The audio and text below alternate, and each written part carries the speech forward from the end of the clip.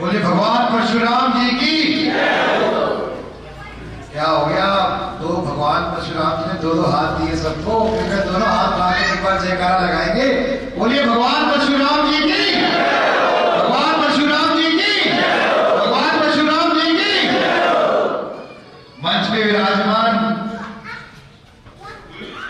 श्री सुभाष चंद्र शर्मा जी, श्री चंद्रभान शर्मा जी, श्री हरिचंद शर्मा जी, श्री रामनिवास शर्मा जी, श्री साधुराम शर्मा जी, श्री विक्रम शर्मा जी टोहाना, श्री प्रमोद कौशिक जी, श्री सुधीर शर्मा जी, श्री ईश्वर शर्मा जी, श्री करण चंद शर्मा जी, रामदेव भारद्वाज जी, तरसीम शर्मा जी, सतीश शर्मा जी, राजेश शर्मा जी संचालक है, और पूरा समेट गांव की सरदारी, मेरी माताएं, बहनें, बड़े बुजुर्ग, युवा साथी, प्यारे बच्चों, आपका तहे दिल से बहुत बहुत धन्यवाद कि आप अपना कीमती समय निकाल के आए हैं आज मेरी बात सुनने। और जिस तरीके से आपने आशीर्वाद दिया है, प्यार दिया है, मैं वाकई ये कहना चाहता हूँ, मुझे लगा ही नहीं कि मैं समेट गांव में पहली बार आया हूँ। मुझे ऐसा लगा मैं अपने घर में आया हूँ। ऐसे आप लोगों ने मेरे को प्यार का आशीर्वाद दिया। मैं आपके बीच में ना तो किसी सांसद की हैसियत से आया हूं, ना ही किसी नेता के रूप में आया हूं। मैं आपके बीच में एक भाई और बेटे के नाते आया हूं, आपका भाई आपके बेटे के हिसाब से आया हूं। और आप आज के आने का मुख्य कारण पंडित विनोद शर्मा जी का जो संदेशा देना है वो देने आया हूं आपको। मैं आने वाली 27 तारीख को भगवान परशुराम जी का एक भव्य जन्मोत्सव का कार्यक्रम पंचकूला में आयोजित हो रहा है, और बाबूजी का, पंडित विनोद शर्मा जी का न्योता देने आया हूं कि आप पूरा गांव, पूरी बिरादरी, छत्तीस बिरादरी और पूरा समाज आप सादर आमंत्रित हैं कि आप इस कार्यक्रम में आइए और इस कार्यक्रम को सफल बनाने में इसका ये यज्ञ की तरह है, इसमें अपना योगदान दें। क्योंकि ये कार्यक्रम भगवान परशुराम जी के जन्म के ऊपर आधारित है, उनके जन्मोत्सव के लिए मनाया जाता है। और जो भगवान परशुराम जी की शिक्षा है, जो उनकी सोच है, जो उनकी लड़ाई है अच्छाई की बुराई के ऊपर, उसके वे प्रतीक हैं। और शायद इसीलिए भगवान परशुराम जी जो विष्णु जी के छठे अवतार हैं, उनका वर्णन हर युग में मिलता है।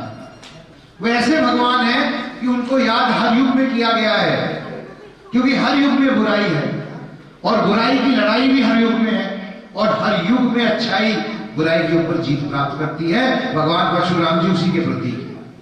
ये इसलिए भी महत्वपूर्ण है कि हमारे बच्चे, हमारी युवा पीढ़ी उनका अनुसरण करें, उनकी शिक्षा का अनुसरण करें और अपने जीवन में उसको सम्मिलित करें, ताकि हम अपने बच्चों को, परिवारों को उनकी जो शिक्षा का सार है वो उनको बता सके, उनको अवगत करा सके। और साथ में ये एक बहुत अच्छा मौका है जहां पूरे समाज की तरफ से जो भी विषय है, चाहे हमारी युवा पीढ़ी के विषय हो, चाहे हमारे समाज के प्रति संवेदनशील जो मुद्दे हैं उनके विषय हो, उनको एक उचित पटल पे रखने का काम करेंगे। मैं प्रधान जी से भी निवेदन करना चाहता हूँ, आपने बहुत अच्छा सुंदर मंदिर बनाया भगवान परशुराम जी का, यहाँ पर बहुत बढ़िया है। पर मैंने एक नई मुहिम की शुरुआत की है, जो इस तरह की आपने धर्मशालाएं सामाजिक रूप से बनाने का काम किया है। मैं इसमें एक निवेदन करना चाहता हूँ कि आप यहाँ पर एक स्टडी सेंटर थोड़ी सी जगह निकाल के दीजिए। मैं वहां पर अपनी निजी रूप से एक कोचिंग और स्टडी सेंटर युवा बच्चों के लिए शुरू करना चाहता हूँ, ताकि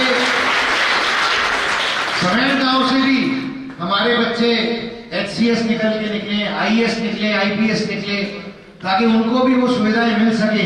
सिर्फ शहरों के अंदर नहीं, हमारे गांवों में भी, जहां पर धर्मशाला का यही मतलब है कि जो हमारे समाज के, अन्य समाज के भी गरीब लोग हैं, उनको अगर कोई मदद कर सके तो हम करते हैं। ब्राह्मणों का हमेशा दायित्व होता है और हमेशा करते भी आए। तो मैं आपसे निवेदन करना चाहता हूं कि भगवान परशुराम जी हमारे आराध्य हैं, हम उनके वंशज हैं, लेकिन उसके साथ साथ भगवान परशुराम जी 36 बिरादरी के भगवान हैं, हर समाज के भगवान हैं। भगवान किसी एक का ही सत्ता होता है। और इसीलिए मैं इस मंच से भी बाकी छत्तीस बिरादरी और बाकी सारे समाज के लोगों को भी न्योता देना चाहता हूं कि आप भी आइए और भगवान परशुराम जी के जन्मोत्सव के उपलक्ष्य में आप भी इस कार्यक्रम में हिस्सा लीजिए, ताकि हम सब मिलकर भगवान परशुराम जी का जन्मोत्सव मना सके। मैं इसलिए निवेदन कर रहा हूं क्योंकि हमारा देश सबसे युवा देश है। बाबूजी ने भी हमेशा युवा पीढ़ी की चिंता करने का काम किया, चाहे एटीबीजी की लड़ाई लड़ने का काम किया, चाहे धोली के मालिकाना हक दिलाने का काम किया, या कोई भी विषय समाज का उनके संज्ञान में आता है तो वो प्रयासरत रहते हैं कि किस तरीके से वो एक मदद कर सके। ऐसा ही हुआ जब हमने पहला भगवान परशुराम जी का महाकुंभ किया करनाल में, तो समाज से रायशुमारी करके 13 डिमांड मैंने माननीय मुख्यमंत्री जी के सामने रखी और उन्होंने 11 डिमांड वही मंच से मानने का काम किया। और जब पिछली बार हमने भगवान परशुराम जी के जन्मोत्सव के उपलक्ष्य में कार्यक्रम रखा था, तो मेरे पास अलग अलग डिपार्टमेंट से बच्चे आए। ईपीबीजी के बच्चे थे, लगभग 350-400 बच्चे थे, अलग विभागों में थे, जिनकी नियुक्ति हो रखी थी पर अपॉइंटमेंट नहीं हो रही थी। तो हमने प्रयास किया और मुझे खुशी है बताने में कि उस अधिकांश 450 बच्चों को वहां पे अपनी चिट्ठियां अगले कार्यक्रम से पहले मिल गई। तो यही उपलक्ष्य है, यही उद्देश्य है कि हम आपके लिए कुछ कर सके। इसी जो रास्ता पंडित विनोद शर्मा जी ने दिखाया, जिस भावना से उन्होंने काम किया, मैं आपको आश्वस्त करके जाता हूं कि मैं भी उसी भावना से काम कर रहा हूं, आपके लिए काम कर रहा हूं। मेरे घर के दरवाजे, मेरे दिल के दरवाजे आपके लिए हमेशा खुले हैं। जितनी भगवान ने ताकत दी है उससे बढ़कर आपकी मदद करने की कोशिश करूंगा। मुझसे पहले वक्ताओं ने कहा कि कार्यक्रम महत्वपूर्ण है और सरों की गिनती होती है लोकतंत्र में, ज्यादा से ज्यादा लोग आए, ये बात सही है।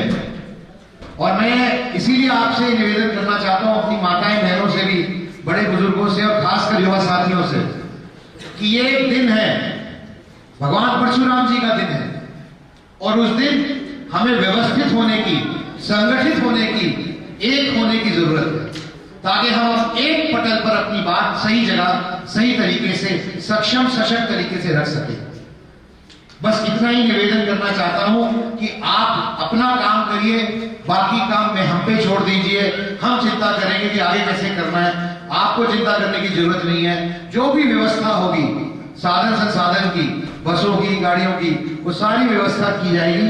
मैं आपसे इतना आखिरी निवेदन ये करना चाहता हूं कि जब वहां कार्यक्रम में बाबूजी पंडित विनोद शर्मा जी आपका स्वागत करने के लिए होंगे, तो सिवेंट का जो गांव का जो वहां पर झंडा हो, वो इतना ऊंचा होना चाहिए कि बाकी सब जिलों में से अलग दिखना चाहिए, इतने लोग यहां से आने चाहिए।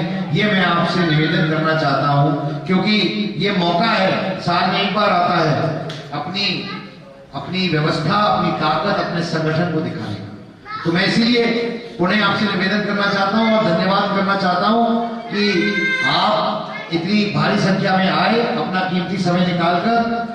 समय का थोड़ा अभाव है, नहीं तो और टाइम रुकता, लेकिन ये पहली बार आया हूं, अब आना जाना लगा रहेगा और उसी तरीके से रिश्ता नाता बना रहेगा। बस यही कामना करके जाता हूं भगवान परशुराम जी से कि जिस तरीके का प्यार आशीर्वाद आप लोगों ने दिया, ये प्यार आशीर्वाद सदैव हमेशा इसी तरीके से बना रहे। बहुत बहुत धन्यवाद। जय परशुराम, जय हरियाणा, जय भारत।